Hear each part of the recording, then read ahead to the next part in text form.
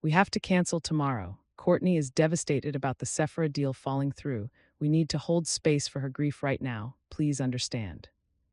That was the text my mother sent at 11:51 p.m., less than 24 hours before my 18th birthday party, a party I had paid for myself. I didn't cry, I didn't argue.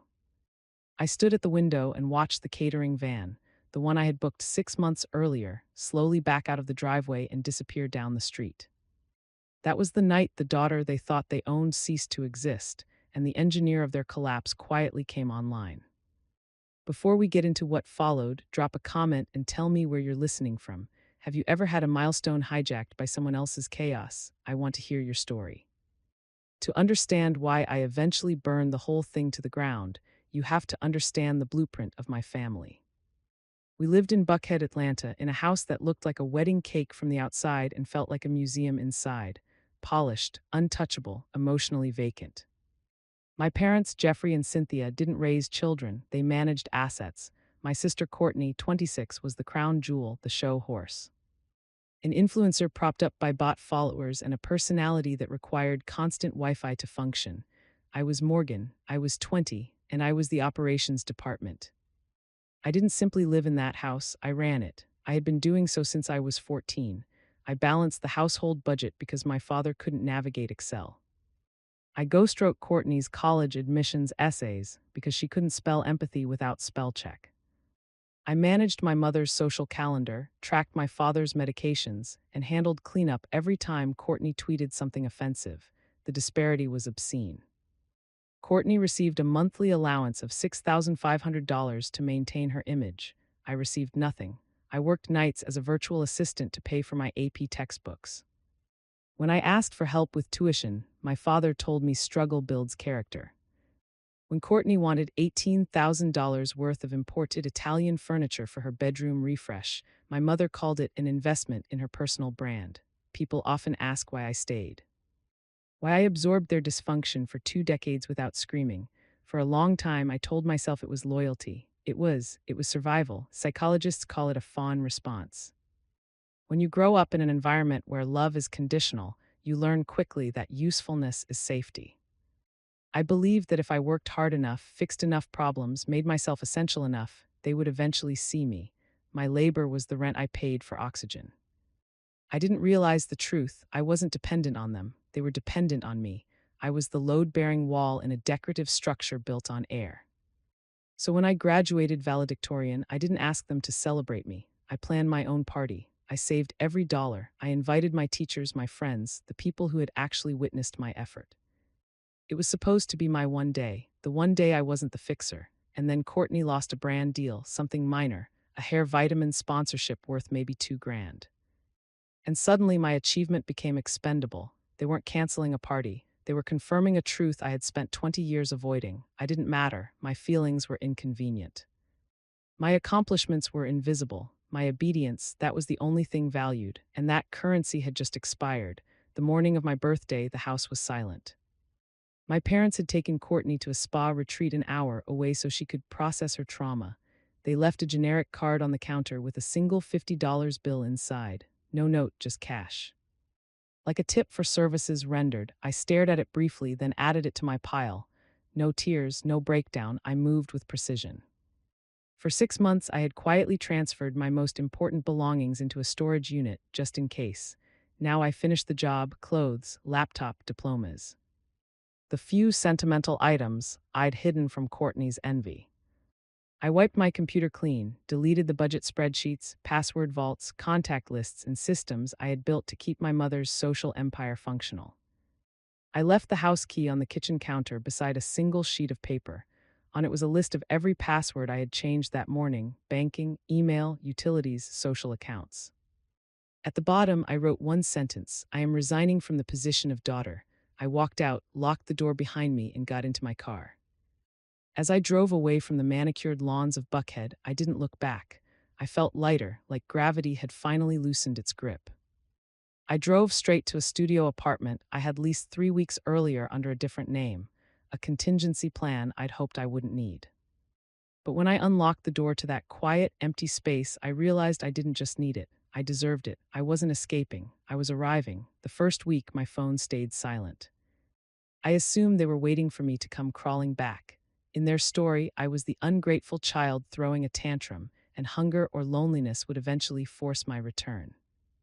They expected failure because they had never noticed I was the only one succeeding. They waited 7 days, then the system I'd maintained for 6 years began to crash. First, the Wi-Fi went down. My father called 3 times in a row. No voicemail. I knew exactly why. He didn't know the password. He didn't know the provider. He didn't know I renegotiated the contract every year to keep fiber running for Courtney's live streams. I didn't answer. 2 days later, Courtney missed a flight to Chelum. For years, I'd been her travel coordinator, booking, checking in, arranging Uber Black pickups. This time, she showed up at the wrong terminal 3 hours late because she couldn't read a 24-hour clock. She left a voicemail that was 90% screaming and 10% legal threats. She didn't understand that doing nothing isn't sabotage, it's reality. Then came the real blow. My father missed a dinner with a potential angel investor. I used to sync his calendar, confirm reservations, and prep his talking points. Without me, the reminder never went off. He was drinking scotch in his study while a man worth $40 million waited alone at a downtown steakhouse. The tone changed. Annoyed became frantic. Frantic became vicious. "You're being selfish," my mother hissed into a voicemail. "This house is falling apart. Stop playing games and come fix it." They didn't miss me. They missed the infrastructure. Watching the collapse from my studio apartment, I finally understood something fundamental about their world. I used to think they were powerful, their money, their confidence. The way they commanded rooms, but what I'd mistaken for power was performance. There's a difference between possessing wealth and staging it. My parents were performers. Their lifestyle required constant maintenance, debt, favors, and my invisible labor. They didn't own their place in society. They leased it. Their lives were a set piece. From the front, marble and grandeur. Behind the curtain, plywood and duct tape. I was the one backstage holding everything upright. Remove the stage manager, and the audience finally sees the cardboard castle. They weren't failing because of misfortune. They were failing because without someone editing reality for them, their incompetence became undeniable. They were bankrupt, not just financially, but functionally. And for the first time, I wasn't rushing in to save the show. I was seated comfortably in the audience. It took 12 months for the silence to harden into permanence. In that year, I didn't just survive, I accelerated. I finished my degree a semester early, graduating summa cum laude without a single family member present. By 21, I was an operations lead at a fintech startup, 6 figures, a growing portfolio, oxygen that didn't taste like obligation. From afar, I watched the slow implosion. The Buckhead rumors were exquisite. Courtney had been blacklisted by 3 talent agencies for chronic unprofessionalism. My parents quietly liquidated assets, the Highlands vacation home, then the vintage Porsche. They sold the props to keep the lights on. I felt distant, clinical pity, like watching a gazelle fall behind the herd. Then I decided it was time to upgrade my life.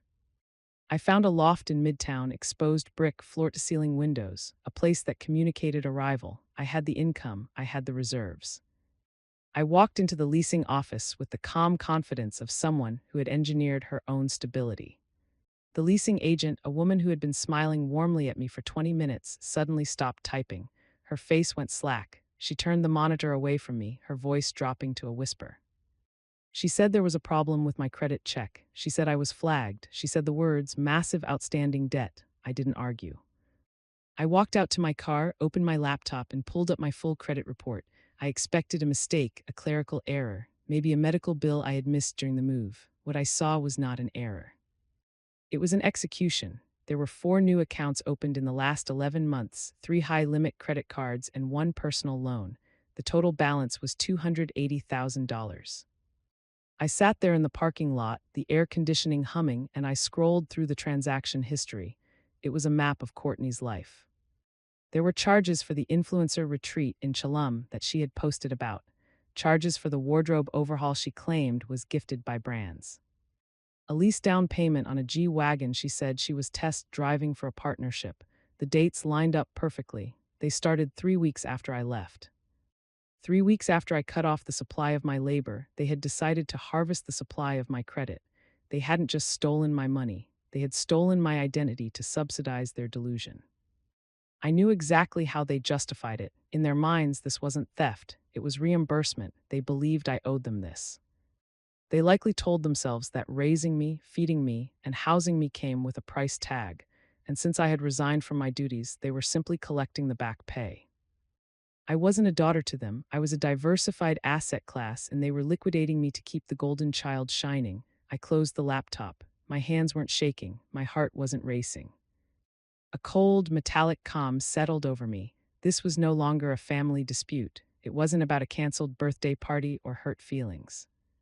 They had crossed the line from toxic parenting into federal crime. They had bet on my silence. They had bet that I was still the fawn, the fixer, the girl who would swallow poison to keep them warm. They bet wrong. I picked up my phone and dialed a number I had saved for emergencies. I didn't call my mother. I didn't call my father. I called a forensic accountant. I hired a lawyer, a woman named Helen, who specialized in family fraud. She was expensive, but I wasn't paying with my parents' money. I was paying with my own. The process was surgical. We compiled the evidence, the credit reports, the unauthorized signatures, the timeline of my departure versus the account openings. Helen drafted the lawsuit. It wasn't just a cease and desist. It was a formal complaint filed in civil court for identity theft, fraud, and emotional distress. We didn't send a warning text, we served them. A process server walked up to the front door of the Buckhead estate on a Tuesday morning, just as my father was leaving for the office. I wasn't there to see it, but I can imagine the scene, the confusion, the denial, the realization that the invisible daughter had just become the most visible threat in their lives.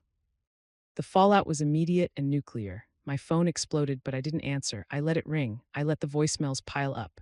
"Morgan, this is insane," and my mother sobbed into the recording. "We were just borrowing it. It's family money. You can't sue your own parents." But I could, and I did because the lawsuit was public record. It didn't stay quiet. In Buckhead, gossip travels faster than light. The news that the prominent Jeffrey and Cynthia were being sued by their own daughter for nearly $300,000 in fraud hit the country club circuit like a bomb. Investors pulled out of my father's business, citing instability.